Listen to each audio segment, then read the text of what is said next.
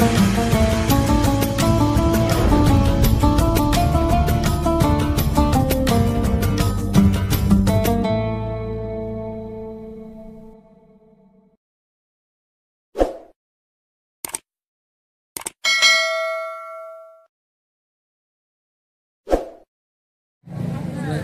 kita masuki ke cabang bercerita kisah Nabi dan Rasul.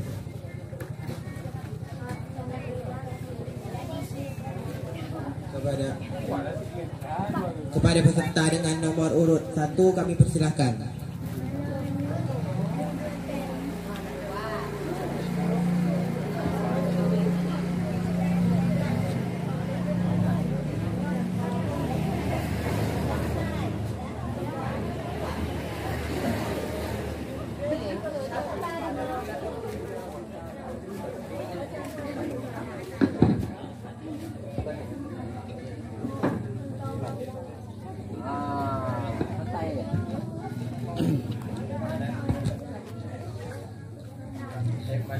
Assalamualaikum warahmatullahi wabarakatuh. Perkenalkan, nama saya Muhammad Fauzan Azim. Dewan juri yang bijaksana, izinkan saya menceritakan kisah Nabi Musa. Pada suatu hari, seorang ahli nujum datang menghadap Fir'aun. Menurutnya, tak lama lagi bakal lahir seorang anak laki-laki dari kalangan Israel yang akan merebut kekuasaannya. Fir'aun marah mendengar laporan itu. Saat itu juga ia memerintahkan agar bayi yang hidup dari kalangan Israel harus dibunuh.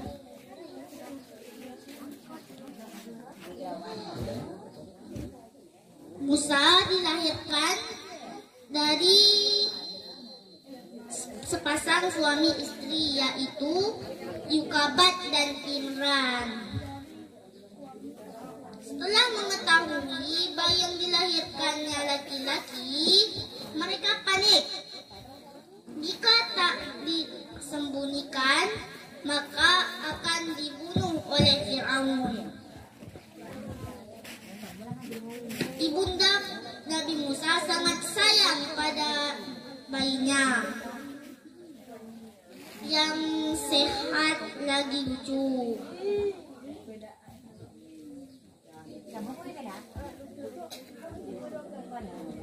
Ia tidak ingin anaknya dibunuh. Allah mengirimkan ilham kepada ibunda Nabi Musa untuk membuat peti tahan air dan meletakkan Nabi Musa di dalamnya dan dihanyutkan dari sungai Nil.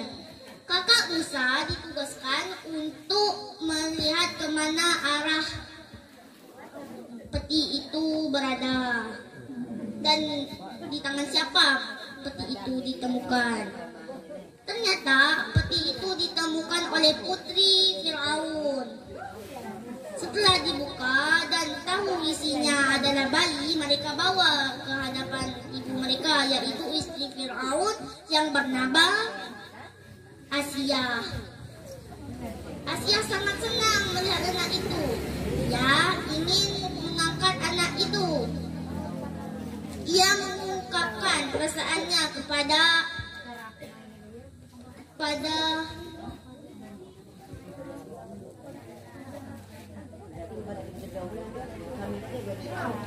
suaminya.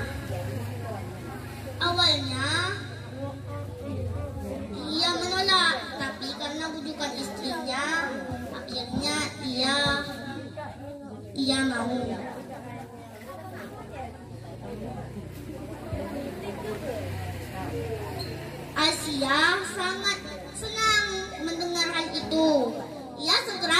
mencari ibu susu yang menyusui Nabi Musa. Kakak Musa menawarkan menjadi ibu susu. Mereka berpura-pura tidak mengenal Musa. Dan akhirnya Musa menyusui. Musa diserahkan kepada ibundanya sendiri dan dibayar cukup mahal. Ketika sampai menyusuinya selesai, ia dikembalikan ke istana. Ia dididik seperti anak raja-raja yang lain yang ada di Mesir. Suatu hari, Musa berjalan di kota. Ia melihat orang Qibti dan orang Israel sedang berkelahi. Karena keadaan tak seimbang, Nabi Musa membela orang Israel. Orang Qibti tidak mau diajak damai. Lalu Nabi Musa marah. Ia memukul orang Qibti itu. Satu kali pukulan, orang Qibti itu langsung mati. Ada seorang saksi yang melihat kejadian itu. Dia melaporkan kepada Fir'aun. Setelah mengetahui Musa mendukung orang Israel, akhirnya Musa dipanggil. Tetapi Musa kabur. Tujuannya ke negeri Madian. Ia menyesal karena telah membunuh orang Qibti. Perjalanan dari Mesir ke negeri Madian selama 8 hari. Ia beristirahat di sebuah pohon. Ia melihat 2 orang putri cantik sedang berebutan mengambil air di sumur. Dan ia melihat kelompok pria kasar sedang mau menang sendiri. Ia bergerak untuk menolong kedua gadis cantik itu. Sekelompok pria kasar itu ingin menyerang Nabi Musa, tetapi Nabi Musa dapat mengalahkan mereka. Kedua gadis cantik itu melapornya kepada ayahnya, yaitu Nabi Syuaib. Nabi mendengar hal itu, Nabi Syuaib meminta putrinya untuk mengundang Nabi Musa. Musa memenuhi undangan itu.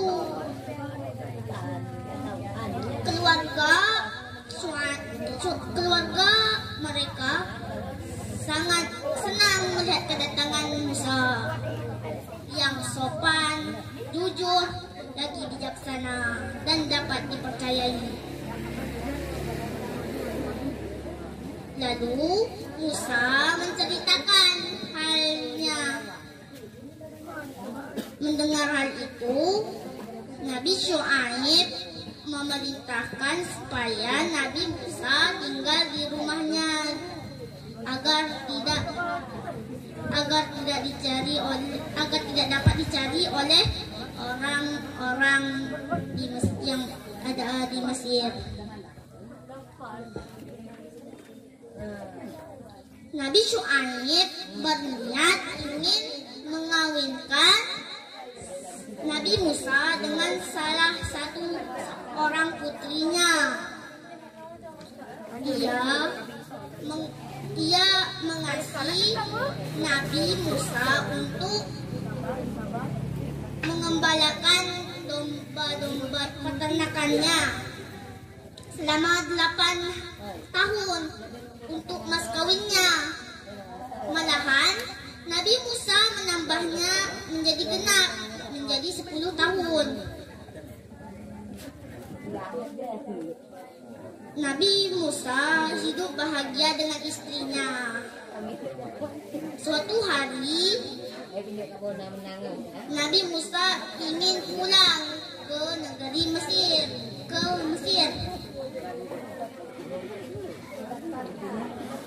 bersama istrinya.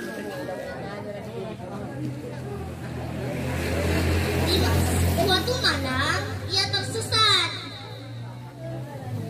Dia tidak tahu kemana jalan yang harus ditempuh. Dan ia melihat sebuah api yang bersinar terang. Musa pun berkata kepada istrinya, "Kamu tunggu di sini saja. Aku akan mengambil api itu untuk menerangi perjalanan kita." Istri Nabi Musa pun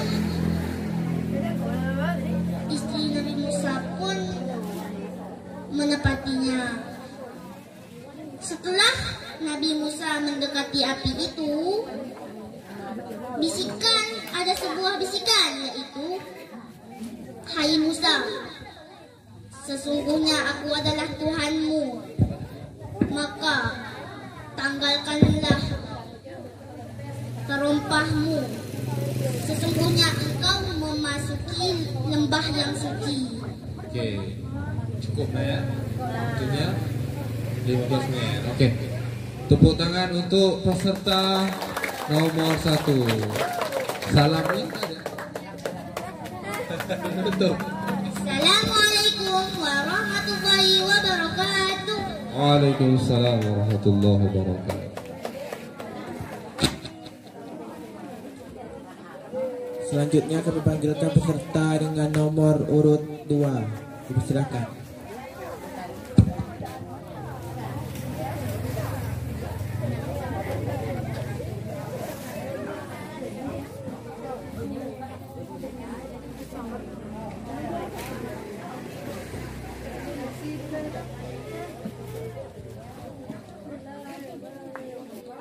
Assalamualaikum warahmatullahi wabarakatuh.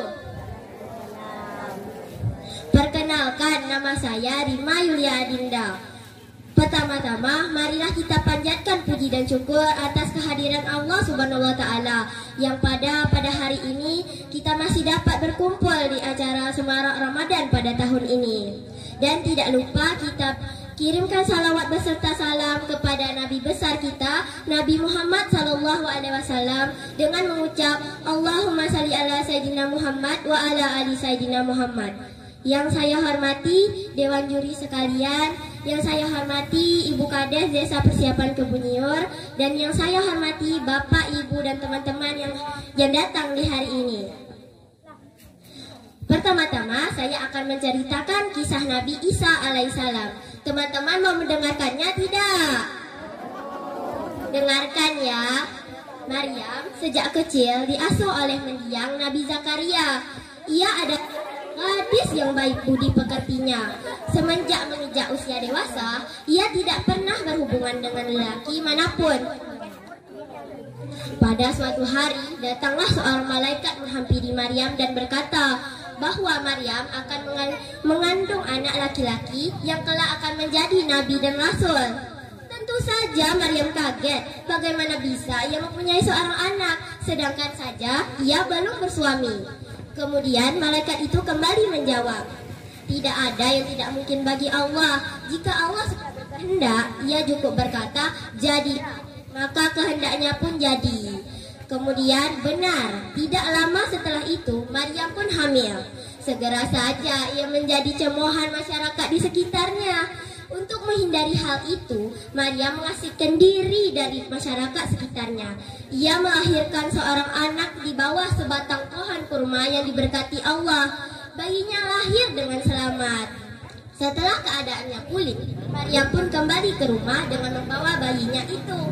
Kemudian dalam perjalanan, Maryam terus menundukkan kepala.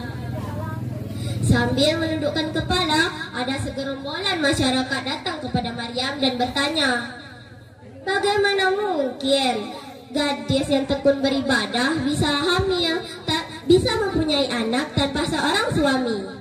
Maryam terus terdiam, dan sontak pertanyaan itu dituju pada Maryam berkali-kali. Lalu sontak Maryam menjawab, tanyakan saja sendiri pada bayi itu. Walau ragu dan merasa bahwa tidak waras, mereka menanyakan kepada Isa yang masih kecil. Lalu datanglah mukjizat dari Allah Subhanahu wa Ta'ala. Maryam yang masih kecil, yang masih bayi, bisa berbicara atas izin Allah. Isa berkata, sesungguhnya aku adalah hamba Allah, akan diturunkan kepadaku kitab Injil. Aku disuruh Allah untuk mendirikan sholat dan membayar zakat, mematuhi perintah orang tuaku, tidak sombong kepada siapapun. Allah memberi keselamatan di hari lahirku dan kematianku kelak, dan juga pada hari kebangkitan di hari kiamat nanti. Sesudah usia 30 tahun, sesudah menginjak usia 30 tahun, Isa diangkat menjadi nabi dan rasul. Diturunkanlah kepadanya kitab Injil. Setelah diturunkan kitab Injil, Isa mulai menyebarkan agama Islam. Salah satu ajaran Nabi Isa yaitu adalah tentang adanya seorang nabi sesudahnya, yaitu Muhammad Sallallahu Alaihi Wasallam. Hal itu telah dijelaskan dalam Al-Quran surah As-Saff ayat 6 yang artinya, sesungguhnya aku adalah hamba Allah dan diturunkan kepadaku kitab Injil. Diturunkannya kitab Injil untuk membenarkan kitab sebelumku, yaitu kitab Taurat, dan memberi kabar gembira tentang adanya nabi sesudahku, yaitu Ahmad atau Muhammad. Nah teman-teman, itulah cerita dari saya. Ada yang tahu tidak apa saja mukjizat dari Nabi Isa alaihissalam? Mukjizat dari Allah Subhanahu wa Ta'ala yang diberikan kepada Isa alaihissalam adalah: 1. Nabi Isa bisa membuat mainan dari tanah liat yang berbentuk burung. Kemudian burung itu ditiupkan oleh Nabi Isa alaihissalam, dan burung itu bisa atas seizin Allah Subhanahu wa Ta'ala. Dan yang kedua, Isa menyembuhkan orang buta. Yang ketiga, Nabi Isa bisa menghidupkan orang yang telah meninggal dunia. Dan yang keempat, Nabi Isa bisa menyembuhkan orang yang terkena sakit sopak. Dan yang kelima, Nabi Isa bisa menurunkan hidangan dari langit karena permintaan kaumnya untuk menikmati hidangan dari surga. Nah teman-teman, itulah cerita singkat tentang Nabi Isa dari saya. Mohon maaf bila ada kesalahan. Wabillahi taufiq wal hidayah. Wassalamualaikum warahmatullahi wabarakatuh. Waalaikumsalam warahmatullahi wabarakatuh. Selanjutnya kami panggilkan peserta dengan nomor urut tampil 3. Silakan.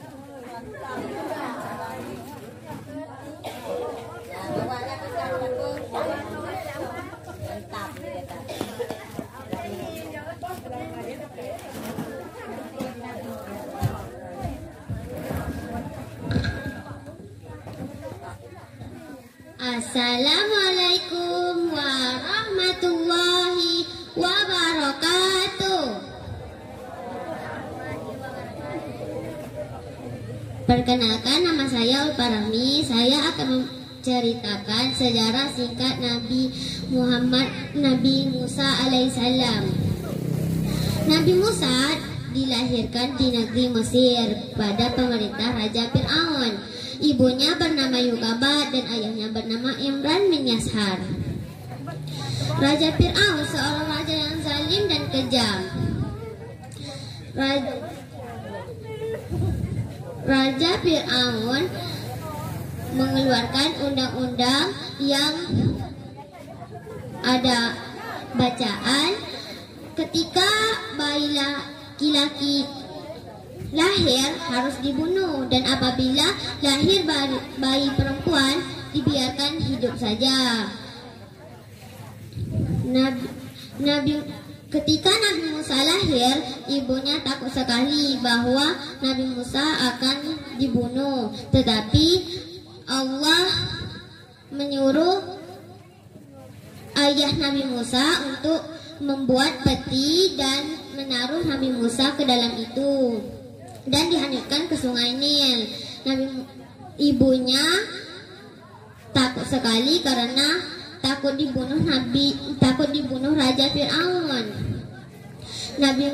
Setelah Nabi Musa dewasa, Nabi Musa dikejar-kejar oleh Raja Fir'aun ke Sungai Merah. Saat di tepi Sungai Merah, Nabi Musa menghentakkan tongkatnya dan melewati lautan merah yang di depannya sudah terbelah. Nabi Musa melewatinya dengan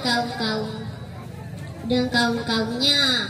Nabi Musa dikejar oleh Raja Fir'aun dengan kaum-kaum Raja Fir'aun. Nabi Musa selepas sampai di ujung pantai, di ujung Sungai Merah, Nabi Musa mengetukkan kembali tongkatnya dan Nabi Musa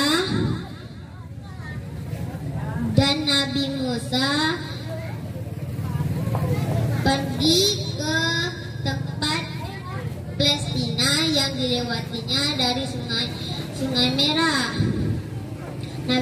Nabi Musa dan kaum Raja Fir'aun telah meninggal karena dihantam air yang besar di Sungai Nil.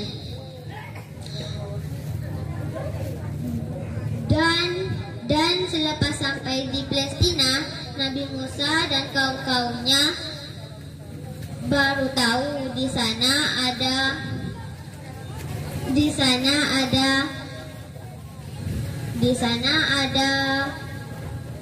orang-orang yang tidak dia ketahui. Dan Nabi Musa bisa mengubah tongkatnya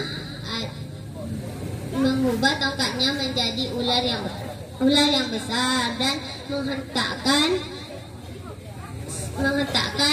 tongkatnya menjadi sungai terbelah dan bisa dan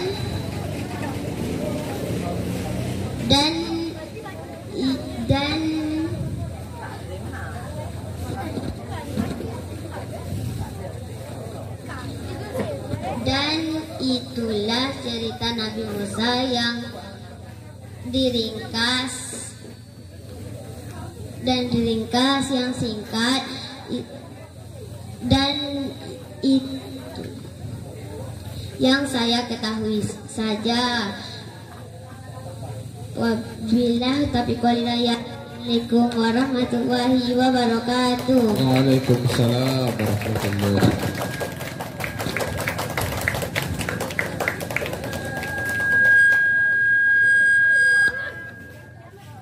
Pengumuman untuk besok.